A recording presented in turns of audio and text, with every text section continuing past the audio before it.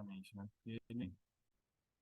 Boa tarde, seja muito bem-vindo, você que nos acompanha aí pelo Zoom, você que nos acompanha pelo YouTube. Fica o convite para que se junte a nós, ao nosso grupo no WhatsApp. Caso queira entrar na linha de transmissão, basta enviar o seu número para esse e-mail que está aqui na descrição do vídeo, né? Nós temos estudado aí temas relativos ao tempo do fim, temas proféticos. E é sempre um prazer termos aí novas pessoas, né, novos integrantes aí ao nosso grupo. É um privilégio muito grande. Temos hoje a presença aí do Raimundo, né? Fala de Teresina, no Piauí. Seja muito bem-vindo, viu, Raimundo? Pode compartilhar. É uma grande satisfação aí contar com a presença de todos vocês. O Matheus, né, que está lá no País de Gales, lá no Reino Unido, está aí nos acompanhando também. É uma satisfação imensa, certo? Meus irmãos, como sempre fazemos, vamos elevar a Deus uma prece. Senhor nosso Deus, bondoso Pai, graças te damos, Senhor, pelo dom da vida, pela oportunidade que temos de aprendermos mais da tua palavra, do teu amor, que o teu Santo Espírito nos ilumine, em nome de Jesus. Amém. Uhum. Isso aí, transmissão internacional. Lembrando que estamos estudando este livro aqui, tá? Apocalipse 13, do Mervyn Moore, um livro fantástico, né? Que aborda aí a profecia de Apocalipse 13 em seus detalhes. Nós já estamos aí há alguns encontros, né? Tratando aí capítulo a capítulo, com muita calma. Hoje iremos recapitular o capítulo 10, né? Chegamos aí a um ponto aí muito interessante do livro, certo? Estamos na parte 2, que trata da besta da terra. Iremos hoje ver sobre a separação entre Estado e Igreja na história norte-americana, né? Como que isso se deu na história dos Estados Unidos. Bem, temos aí Apocalipse 13, verso 11, né? É um texto que nós já tínhamos trazido aí no estudo anterior. E eu contemplei outra besta saindo da terra. E ela tinha dois chifres semelhantes aos de um cordeiro. Ele falava como um dragão, né? No grego, quando fala aí outra besta, a expressão é alosterion, né? Que é o seguinte, é outra besta da mesma natureza da besta anterior, né? Da besta que emerge do mar. E essa besta tem dois chifres semelhantes aos de um cordeiro, né? Estudo passado nós vimos que o livro do Apocalipse menciona o cordeiro 31 vezes, 30 vezes se referindo a Jesus. E apenas uma vez não se referindo a Jesus, que é justamente essa besta aqui que emerge da terra, né? E nós vimos que isso tem a ver com o caráter cristão desse poder. É um poder cristão, naturalmente. É uma nação cristã, certo? Que surge de uma região pouco povoada, já vamos falar disso. Vai exercer um poder global, né? E um poder opressor, né? E tem dois chifres, representando a liberdade civil e a liberdade religiosa, né? Que constam na Constituição deste país, na Constituição norte-americana. Mas, embora tenha uma roupagem cristã, embora tenha ali princípios de liberdade civil, liberdade religiosa, acaba falando como um dragão, né? Porque será um poder perseguidor no tempo do fim, certo? Então, vamos lá, né? Lembrando que estamos aí na parte central do livro do Apocalipse, né? Um livro em estrutura de quiasma, como vocês estão vendo aqui, ok? A única parte que é única, que não tem uma correspondência em outras partes do livro do Apocalipse, é justamente essa parte central, que trata aí do conflito entre Cristo e Satanás. Se você vai lá, por exemplo, na segunda sessão, Promessas para um Vencedor, tem uma correspondência lá no final do livro, né? O cumprimento das promessas para o vencedor. E assim sucessivamente. O Apocalipse é um livro bem organizado, né? Ao contrário do que possa parecer à primeira vista, né? É um livro muito bem organizado. Vamos lá, pessoal. A besta da terra, né? E a terra da besta da terra, né? Ou seja, onde nasceu a nação americana, né? A nação americana surgiu aqui na costa leste do atual Estados Unidos da América. Já vou mostrar um outro mapa para vocês. Mas depois a nação se expandiu aí enormemente aí ao longo do século XIX, principalmente, né? Cerca de metade do território do México acabou sendo incorporado aí pelos Estados Unidos. Territórios aí que pertenciam antes mesmo, né, do México, obviamente, a diversas nações indígenas, né?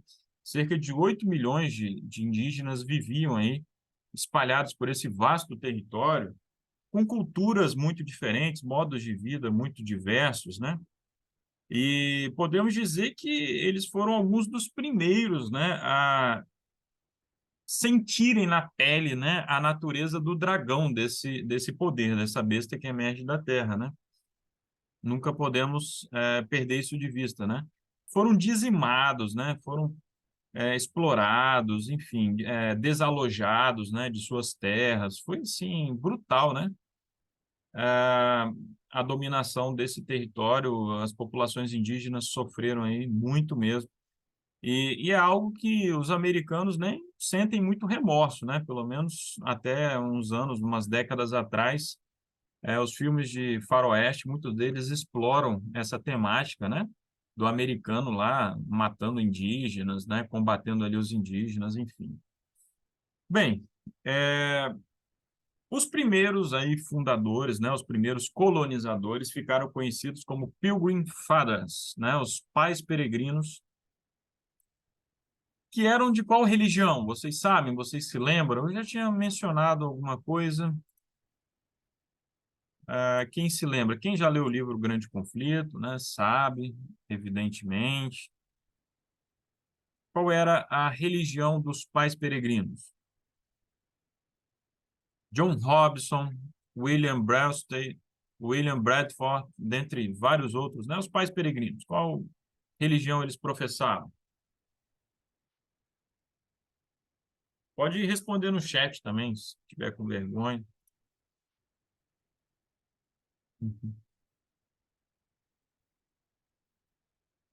Vou dar três opções aí para vocês, hein?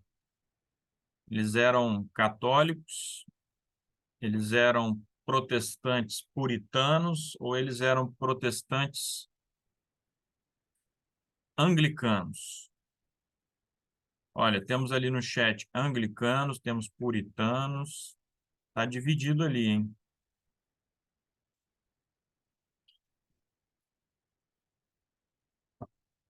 Mais alguém? Alguém tem um palpite? Bem, pessoal, os pais peregrinos, né? Deixa eu me ver ali, temos mais uma resposta. Os pais peregrinos eram puritanos. Isso significa que eles seguiam a religião calvinista, né? Eles eram seguidores da religião de João Calvino, certo?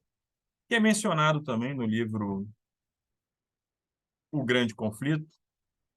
Aqueles que têm uma boa memória aí das aulas de história, período da Reforma Protestante, logo depois ali de Lutero, geralmente nós já mencionamos ali Calvino e as ideias de Calvino, né, da predestinação absoluta, enfim.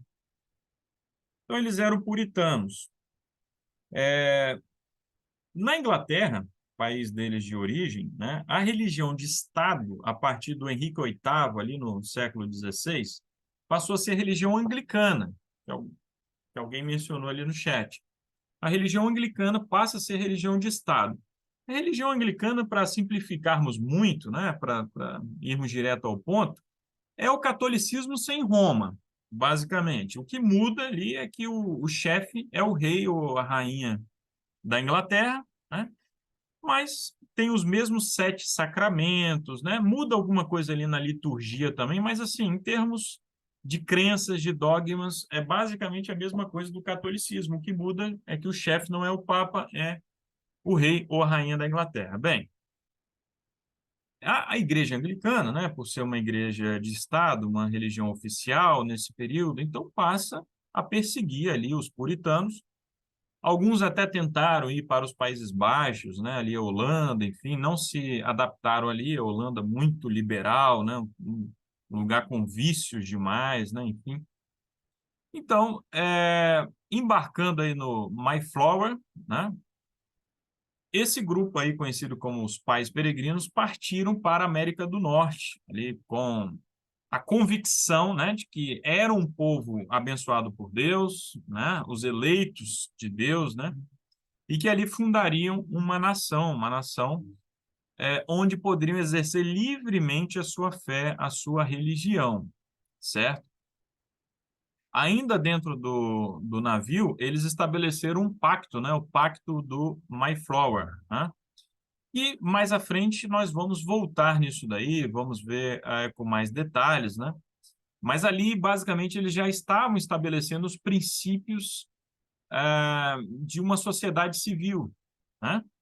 Princípios ali de liberdade, né? Nesse pacto ainda dentro do navio, né? A travessia que eles fizeram, o Oceano Atlântico ali, foi a travessia que o Titanic nunca conseguiu completar, né? Cruzando ali o Atlântico Norte, né? Então, se o Titanic, né, que foi apelidado como o insubmergível, não conseguiu completar essa viagem, imagina aí no século XVII, né? Os pais peregrinos, as dificuldades que enfrentaram. Depois chegaram lá na América do Norte, os índios já estavam lá, enfrentaram naturalmente resistência dos índios, pegaram uma pequena era do gelo, é, e muitos deles morreram de frio, de fome, sabe?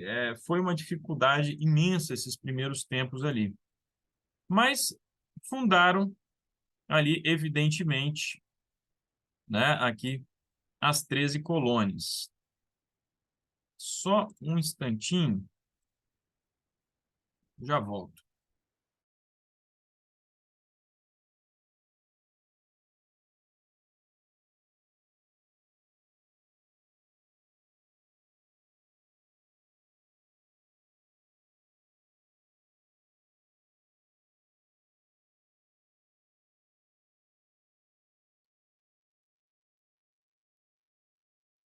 Bem, retornando aqui, nós temos aí o território das 13 colônias, né? É, Essas próprias 13 colônias mostram aí uma grande diversidade. Nós temos aí, por exemplo, Maryland, tá aqui, ó, na parte central aqui, né? Formada mais por católicos, mas de modo geral, as 13 colônias, né? Fundadas aí, povoadas principalmente por protestantes puritanos, ok? Bem, a história das 13 colônias é fantástica por si só, né? É, um determinado autor, né, Eduardo Galeano, um livro que ele próprio depois se arrependeu de ter escrito, mas eu me lembro de o título do capítulo, o capítulo que falava das 13 colônias. Ele dizia o seguinte: as 13 colônias e a importância de não nascer importante, né? Eram muito humildes, né? Enfrentavam muitas dificuldades. Perto aí de onde está o Raimundo, Pernambuco, né? Pernambuco estava anos-luz à frente aí das 13 colônias no século XVII, quando foram fundadas essas 13 colônias aí. Pernambuco era uma grande potência devido à produção do açúcar, né? Territórios do Império Colonial Espanhol, como o Peru, né? Devido à produção de prata. E tudo parecia indicar, né, que essa experiência colonial aí na América do Norte não fosse dar muito certo, sabe? Até que introduziram a produção de tabaco enfim, depois foram avançando. Nas colônias mais ao sul, adotaram largamente a mão de obra escrava. E aí depois o desinteresse da metrópole, né? a Inglaterra, né, um tanto quanto desinteressada, sobretudo em relação a essas colônias aqui da parte mais ao norte, né, como Massachusetts, Nova York, Connecticut, Rhode Island, enfim, permitiu que elas prosperassem. Veja que coisa, né? Que eles se dedicaram ao comércio triangular, eram bastante livres assim para desenvolver o comércio e assim prosperaram bastante. Bem, Ellen White escreveu no livro Grande Conflito sobre a fundação, sobre a origem dessas colônias, né? E ela diz o seguinte: foi o desejo de liberdade de consciência que inspirou os peregrinos a enfrentar os perigos da longa jornada através do mar, a suportar as agruras e riscos das selvas e lançar, com a bênção de Deus, nas praias da América do Norte, o fundamento de uma poderosa nação, certo? Então, esse anseio, né, de liberdade de consciência, né, que levou essas pessoas a enfrentarem riscos tão grandes, né, a cruzarem aí o oceano, né, enfrentarem todas essas dificuldades e fundarem ali a sua nação, né? Agora, é muito importante, muito significativo, né, destacarmos que esses peregrinos, esses colonizadores, defendiam sim a liberdade, queriam a liberdade, mas a liberdade para si, né? Eles não tinham a noção de liberdade religiosa que nós temos hoje. Hoje nós temos uma concepção de liberdade religiosa que é para nós e também para os outros, outras religiões, e inclusive para aquele que não quer ter religião alguma, né? Todos têm o seu direito, né, de viverem livremente, exercerem a sua fé, né, levarem a sua vida, mas os puritanos não tinham essa concepção, certo? Por quê? O próprio João Calvino já havia estabelecido uma teocracia lá em Genebra, lá na Suíça, né, que perseguiu os anabatistas, que eram aqueles que defendiam que só adultos, né, pessoas conscientes deveriam ser batizadas, então eles rebatizavam aqueles que tinham sido batizados enquanto bebês, por isso ficaram conhecidos como anabatistas, né, aqueles que rebatizam. E outros grupos mais, quem divergisse, os hereges, enfim, eram mortos nas fogueiras. Isso em Genebra, né? Um território, uma cidade ali sendo governada pelos protestantes puritanos, por João Calvino, enfim. E aí nas 13 colônias não era diferente, né? O governo legislava em termos de religião. E aí nós temos o Roger Williams, que vocês estão vendo aí uma representação dele, né? Que ele vai destoar nesse sentido, e ele vai defender de forma ardorosa a separação entre igreja e Estado, né? Sendo, por isso, banido lá de Massachusetts, né? Bem, tudo certo até aqui, alguma dúvida? Olha, e quando a gente fala de aplicação de leis civis em matéria religiosa, assim, leis que aos olhos de hoje seriam absurdas, né? De chicotear pessoas por não guardarem assim de forma zelosa o domingo, né? Primeiro dia da semana, que eles prezavam muito por isso. Enfim, o menor desvio ali poderia implicar em multa, em chicotadas, em penas assim muito severas, certo? Questões religiosas, repito, né? A não observância do domingo, alguém que contou uma piada blasfema, coisas assim. Então, as autoridades civis puniam severamente essas pessoas. O que que o Roger Williams faz, então? Ele foge de Salem, uma cidade lá de Massachusetts, e vai viver entre os índios, né? De quem ele acaba adquirindo uma propriedade. Ele também ficou vários dias enfrentando dificuldades, né, muito grandes, até que ele consegue fazer amizade com os índios, compra lá uma terra deles, estabelece a colônia de Providence, que vai acabar se unindo a Rhode Island, né? E uma característica lá de Rhode Island é que é uma colônia que passa a adotar plena liberdade de culto. Por exemplo, o Roger Williams, era contrário que as autoridades civis cobrassem o dízimo das pessoas, né? Porque isso existia naquele momento, né? Ele falava, não, as pessoas devem ser livres, aqueles que querem exercer uma fé, uma religião, ir lá e entregar o dízimo. E não cabe ao governo punir, perseguir quem não faz isso, né?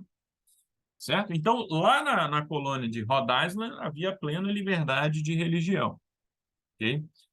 Notem, uma experiência única ali nas 13 colônias, né? Todas as demais colônias tinham experiências teocráticas, ou seja, o Estado unido à Igreja, o Estado legislando em matéria religiosa, ok?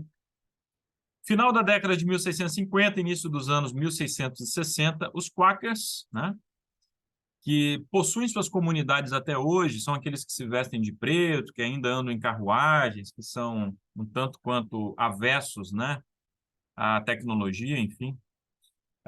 Vários deles foram enforcados lá em Massachusetts, né? Eles eram muito perseguidos. Batistas também eram perseguidos, né? Da mesma fé ali do Roger Williams, né?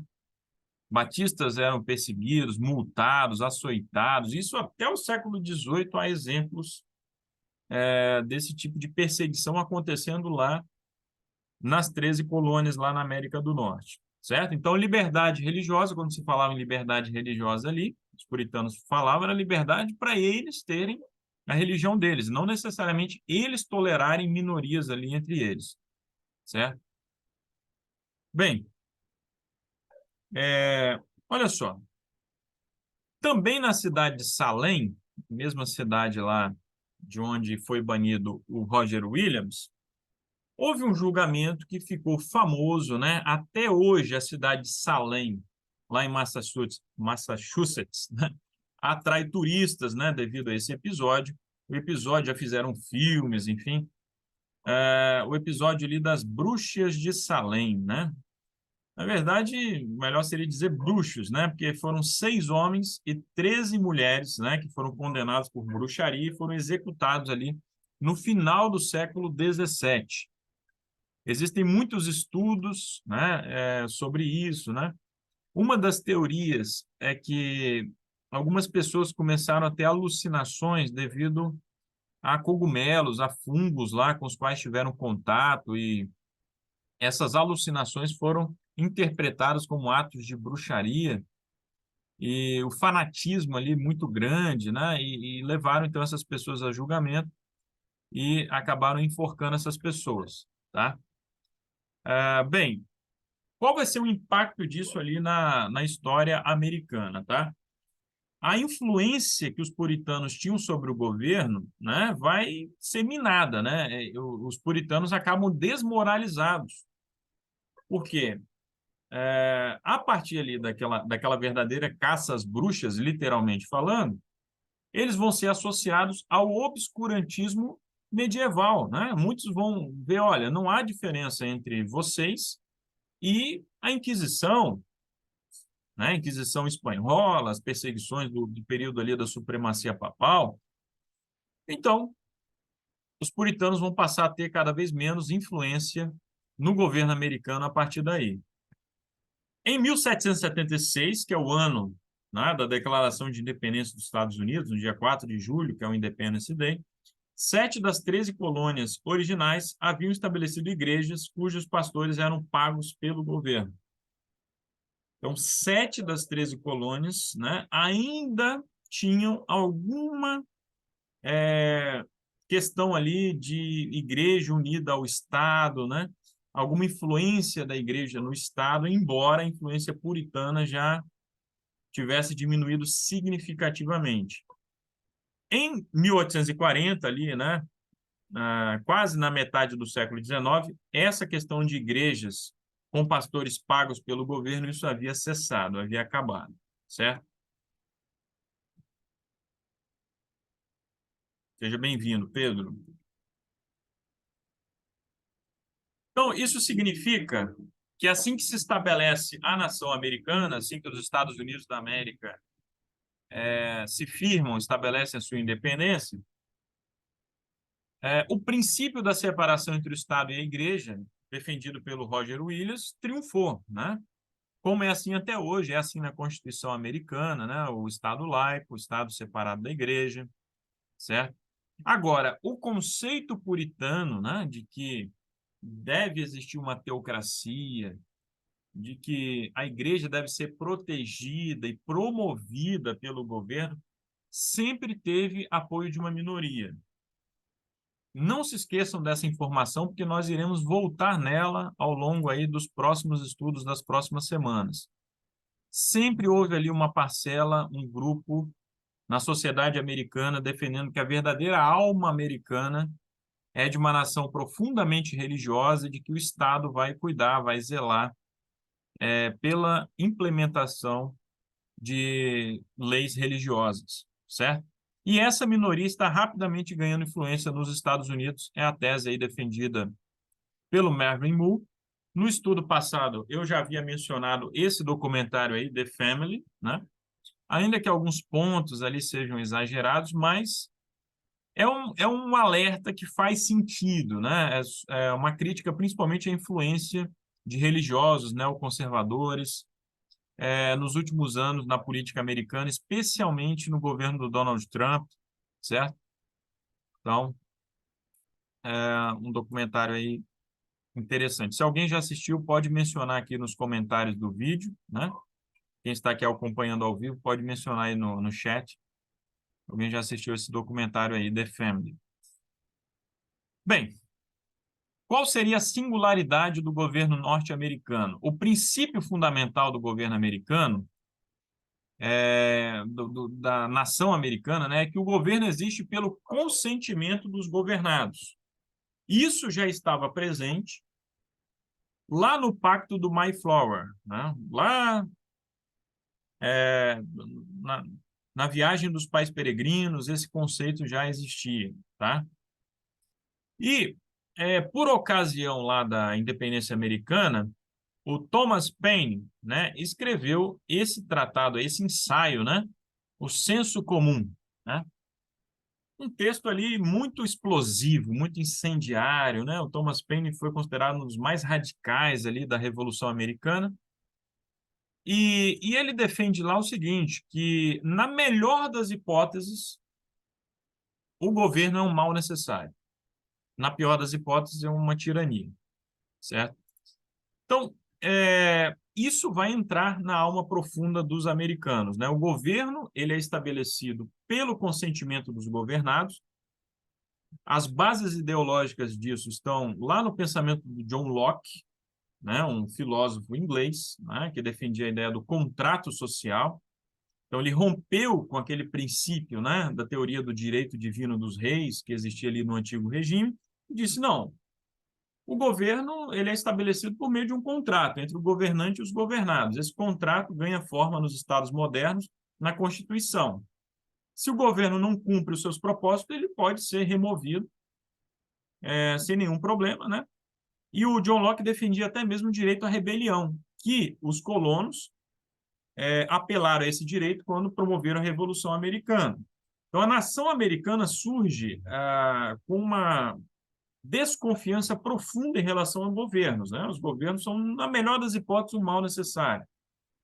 Existe um autor, esse já do século XX, o H.L. Mencken, né? Que ele dizia o seguinte, todo homem decente se envergonha do governo sob o qual vive. Né? Então, se você tem vergonha na cara, é mais ou menos como se ele estivesse falando isso. Você olha para o governo do seu país, do seu estado, do seu município, você tem vergonha, você tem obrigação de ter vergonha, né? Então, essa é a cultura americana, a cultura que valoriza muito o empreendedorismo, né, o individualismo, as associações livres entre indivíduos, né, e desconfia de governos. A singularidade, as pessoas criam seu próprio governo e escolhem seus governantes, né? Outro princípio básico é a separação entre o Estado e a Igreja, influência iluminista, né? Muito forte ali, certo? Lá na primeira emenda à Constituição Americana, interessante que foi a primeira emenda, né? É dito ali, o Congresso não fará qualquer lei referente ao estabelecimento da religião ou proibindo o livre exercício dela, certo? Então, a razão da importância da liberdade religiosa na Constituição é a lembrança da perseguição religiosa na Europa, né? Isso era muito forte entre os pais peregrinos, por isso eles fizeram questão de estabelecer um Estado laico, né? Separação entre o Estado e a Igreja, né? Agora, por ocasião da fundação ali do Estado americano, a nação americana de forma independente, ali a partir de 1776, minorias religiosas, como os batistas e os quakers, né, estavam ainda mais próximos da perseguição puritana que haviam enfrentado durante o período colonial. Então, são algumas contradições, né, entre o que o texto da Constituição estabelece e a realidade ali, prática ali, na nação americana, né? Basta vocês se lembrarem que só na década de 60 do século passado, né, que os afro-americanos passaram a ter igualdade ali, plena igualdade, que a segregação racial chegou ao fim depois das lutas do Martin Luther King e de outros mais, o Malcolm X e de outros mais, né? Então, assim, existe muitas vezes esse abismo entre o que a lei estabelece, a Constituição estabelece, e o que acontece na prática, né? A razão da primeira emenda, os cidadãos norte-americanos e os seus representantes no fim do século XVIII desejavam evitar a perseguição dos dissidentes e os conflitos entre a religião e o governo, certo? Não existia qualquer hostilidade contra a religião como passou a ocorrer, né, alguns anos depois na Revolução Francesa. A Revolução Americana, ela é anterior à Revolução Francesa, tá? Quando aconteceu a Inconfidência Mineira aqui no Brasil, né, com Tiradentes, enfim, eles se inspiraram na Revolução Americana, porque não havia acontecido ainda a Revolução Francesa. Aconteceu uns meses depois de ser descoberta lá a Inconfidência Mineira, certo? E lá na fundação do Estado americano, com a independência, havia essa convergência entre pessoas que não eram religiosas, mas que respeitavam a religião, de pessoas que eram religiosas, mas se davam bem, respeitavam aquelas pessoas que não eram religiosas, né? O John Adams, né? O John Adams, ele dizia o seguinte: esse é um dos pais fundadores, né? Ali, por ocasião da Revolução Americana, né? Temos ali alguns pais fundadores: George Washington, Thomas Jefferson, o John Adams e outros mais. O John Adams dizia o seguinte: nossa Constituição foi feita somente para um povo moral e religioso, certo? É uma Constituição enxuta, muito diferente, por exemplo, da Constituição brasileira, que é uma das mais extensas do mundo, né? Uma Constituição enciclopédica. A Constituição americana, ela é enxuta. Por quê? Parte do princípio que são pessoas que creem em Deus, que possuem um princípio moral muito mais elevado do que uma lei redigida ali numa casa legislativa humana, certo? Então, costumo sempre dar o exemplo para os alunos, né, quando eu estou abordando esse assunto. Aqui no Espírito Santo, provavelmente em outros estados do Brasil também, quando você entra no ônibus, né, tem lá um adesivo, né, falando de uma lei que obriga as pessoas a cederem o assento, né, assentos preferenciais para pessoas idosas, mulheres grávidas, deficientes. Que eu falo que o simples fato de existir essa lei já é um símbolo da falência da nossa sociedade, né? Da corrosão, né? Dos valores, dos princípios cristãos, né? A Assembleia Legislativa teve que parar ali os seus trabalhos e formular uma lei para obrigar o cidadão a se levantar do assento para dar lugar a uma senhora ali, grávida, uma pessoa deficiente, um velhinho, né? E a vergonha é maior ainda porque, apesar da lei, muita gente descumpre a lei, né? Então, os americanos entendiam que a Constituição deles foi feita sob medida, né? Não seria apropriada por uma nação de pessoas imorais, pessoas sem ética, né? Pessoas corruptas, né? Como, infelizmente, acontece no nosso país, né? Não são todos, né? Mas, infelizmente, muitas pessoas não são éticas, né? Não têm valores realmente, né? No seu dia a dia. Às vezes professam esses valores, mas não vivem esses valores na prática. Thomas Jefferson, né? Esse daqui à esquerda, né? Todos os homens são criados iguais por seu Criador, né? Então, de onde que parte o princípio da igualdade, né? De que todos foram criados de forma igual pelo seu Criador. Ainda existisse escravidão, que mulheres não tivessem direito ao voto, que minorias, né, fossem perseguidas, mas depois esses grupos foram apelando à Constituição, esses princípios que estão na Constituição americana para terem seus direitos resguardados. Benjamin Franklin, né, esse daqui é o centro, né, que foi um inventor, né, compôs almanaques com frases, né, enfim. Se os homens são tão ímpios com a religião, o que fariam sem ela, né? Então, ele advertindo aí, olha, a religião tem um papel importante, ainda que eles não fossem propriamente religiosos, como eu falei, né? Eram todos maçons, né? Tinham influências muito fortes do iluminismo, mas, como eu disse, respeitavam profundamente a religião. O George Washington, né, o primeiro presidente, foi comandante do exército americano ali durante a Revolução Americana.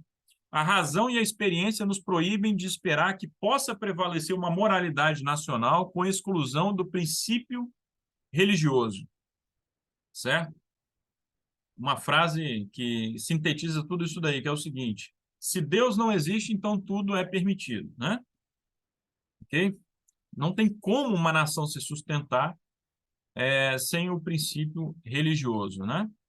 A moralidade cristã, né? A moralidade judaico-cristã, família, liberdade, essas são as bases ali da nação americana. Bem, vamos seguindo aqui. O James Madison, a religião floresce com maior pureza sem a ajuda do governo do que com ela, certo? Então, eles estabeleceram a separação ali na Constituição, a separação entre o Estado e a Igreja, não porque quisessem retalhar a religião, não porque quisessem reprimir a religião, pelo contrário, eles tinham a convicção de que o cristianismo poderia florescer, ser mais saudável, separado do governo. À medida que as igrejas se aproximam, começam a ter benefícios dos governos, né? Acordos de filantropia e daí por diante, o que que acontece? As igrejas precisam se sujeitar aos ditames do governo ou, pior ainda, né? Passam a usar o governo para perseguir grupos que divergem delas, né? Os grupos minoritários ali que são perseguidos. O papel do Estado é proteger a religião, não promovê-la, certo? Garantir a liberdade de culto, né? Garantir o direito de ir e vir, liberdade de expressão e jamais promover nenhuma fé, nenhuma religião especificamente, ok? O que vocês estão achando dessa ilustração aqui, né? Vocês estão muito silenciosos, alguém poderia participar, alguém poderia comentar aí no chat? O que vocês acham que está acontecendo aí?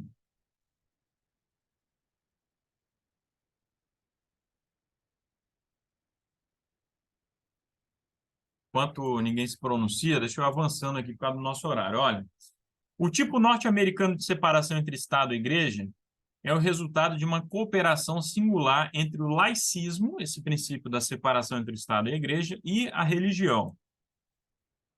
Episcopais e congregacionalistas não gostaram de renunciar ao apoio que recebiam do Estado.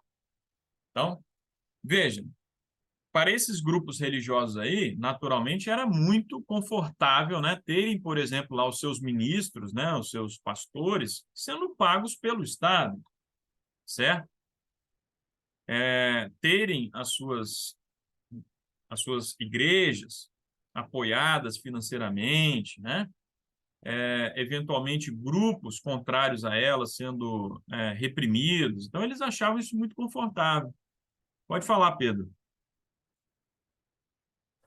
Ô, professor, eu não sei por quê, mas isso me lembrou um pouco a imagem, né? Me lembrou um pouco da Reforma Protestante, que no caso tinha, né, tinha dois grupos, lutando por teoricamente o mesmo princípio, só que de lados diferentes. Aí, não sei porque, mas essa imagem me lembrou um pouco disso, de tipo, pessoas talvez brigando por, assim, por uma mesma finalidade, só que de lados opostos, sabe? Eu, pelo menos, senti um pouco disso dessa imagem. Essa imagem aqui se refere a algo real, né, que aconteceu lá nos Estados Unidos, final do século XVIII, pastores batistas sendo afogados, né? A população ali se insurgindo contra eles, né? Os batistas foram muito perseguidos, né? Hoje nós vemos a Igreja Batista, que é uma igreja tão numerosa nos Estados Unidos, tão influente, mas eles foram ferozmente perseguidos, né? Uma repressão ali brutal, né? Os Quakers também, sabe? Olha, e aí nós temos, no século XVIII, dois grandes movimentos, duas grandes forças, né? Uma delas é o Grande Reavivamento. Jonathan Edwards, né? Talvez alguém já ouviu falar aí no sermão dele famoso, Pecadores nas mãos de um Deus irado, né? Um chamado à santidade, um chamado à obediência, né? E o George Whitefield, né? Que ambos ali apelavam à certeza e à fé, né? E o outro grande movimento, o iluminismo, né? Que ocorria por toda a Europa, América do Norte, teve uma influência ali muito grande na Revolução Americana, certo? Nós temos aí alguns grandes nomes aí do iluminismo, né? Filósofos, né? Pensadores. Esse daqui ao centro é o Marquês de Pombal, né? Que era ministro plenipotenciário do rei Dom José I. Foi ele que expulsou os jesuítas, né? De todos os domínios portugueses, promoveu várias reformas, enfim. Nos Estados Unidos, então, se consolidou uma apreciação mútua entre religiosos e não religiosos, né? A expressão pública da religião nos Estados Unidos é a religião civil, né? E aí nós temos, por exemplo, a frase "In God we trust", né? Em Deus nós confiamos, está lá no dólar, né? Agora, sempre houve uma tensão entre o laico e o religioso nos Estados Unidos, como é de se esperar, né? Qualquer nação vai haver essa tensão, né? E a grande dívida de gratidão dos americanos com o iluminismo é o princípio do Estado laico, porque, como eu falei, se dependesse dos puritanos, né, dos episcopais, congregacionalistas, enfim, a Constituição americana seria uma Constituição teocrática. Mas foi graças à influência dos iluministas que ficou estabelecido ali o princípio da separação entre o Estado e a Igreja, certo? E esse delicado equilíbrio entre o laico e o religioso assegura a liberdade. Ok? Nós estamos caminhando já para o fim do estudo. Alex de Tocqueville, né? Esse francês, né, visitou os Estados Unidos, escreveu um livro famoso, né, A Democracia na América. Ele defendia lá que todos os clérigos americanos com os quais conversou atribuíram o pacífico domínio que a religião exerce em seu país, principalmente a completa separação entre igreja e Estado. Ele fez essa visita já no século XIX, quando ali já havia se consolidado, né, essa separação entre a igreja e o Estado. Ulysses Grant, né, que foi presidente americano entre 1869 e 1877, ele disse ali: deixem o assunto da religião para o altar da família, que a igreja e a escola particular sejam sustentadas inteiramente por contribuições privadas. Mantenham a igreja e o Estado separados para sempre. Agora, surgem naturalmente desafios da separação entre o Estado e a igreja, né? Os contratantes, né, que saíram da igreja presbiteriana, um grupo dissidente ali, juntaram-se a outros partidos e formaram em 1864 a Associação da Reforma Nacional, a sigla em inglês NRA, né? O objetivo dessa associação é emendar a Constituição de forma a reconhecer a Deus como divina autoridade e estabelecer o cristianismo como religião oficial do país. Ou seja, o objetivo supremo dessa associação é promover uma teocracia lá nos Estados Unidos. tentaram, mas acabaram não chegando a lugar algum, o que mostra o sucesso do laicismo, né, no governo americano, na Constituição americana, né, esse princípio do Estado laico que é muito forte. Um forte anticatolicismo permeou a opinião pública norte-americana ao longo de todo o século XIX. Esse anticatolicismo resultou em alguns incidentes lamentáveis de perseguição.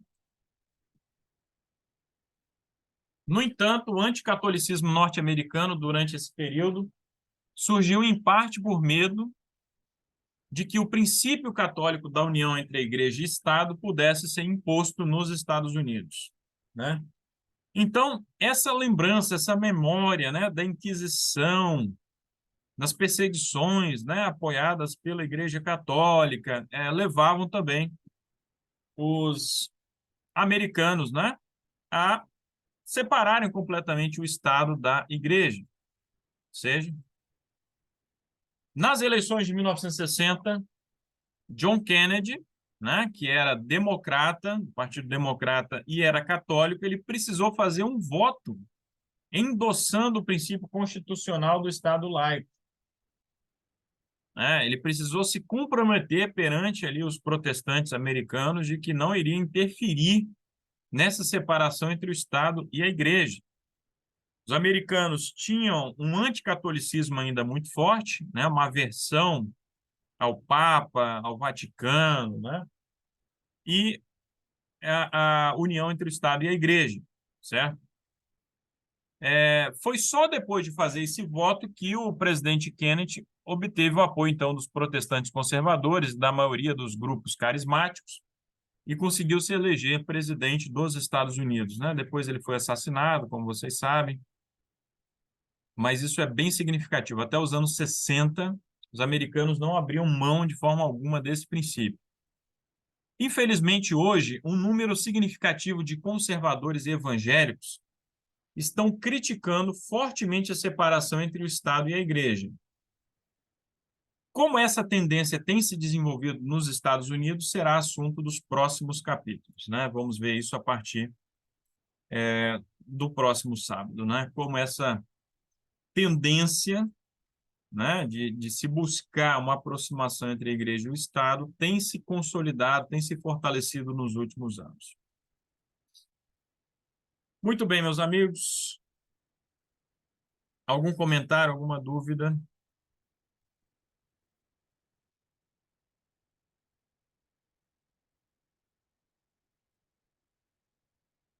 Nenhuma dúvida?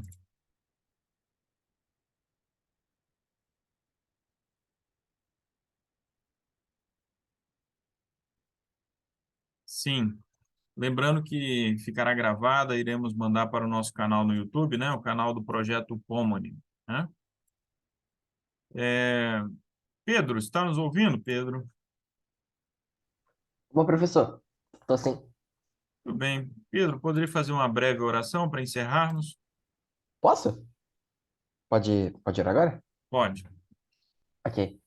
Querido Deus, amado Pai, muito obrigado por mais um sábado que nós podemos passar aqui um breve tempo estudando a palavra do Senhor e os acontecimentos finais. Ele peço que tudo que foi ilustrado, dito e falado pelo querido professor Rafael possa servir de alento e ajuda para nós quando nós mais precisarmos. Ele peço também pelos próximos estudos que possam ser bênção de todos que estão aqui e de todos que também irão ver no futuro. Ele peço que abençoe cada pessoa aqui presente, que aqueles que não puderam por algum motivo. Em nome de Jesus, amém. Amém.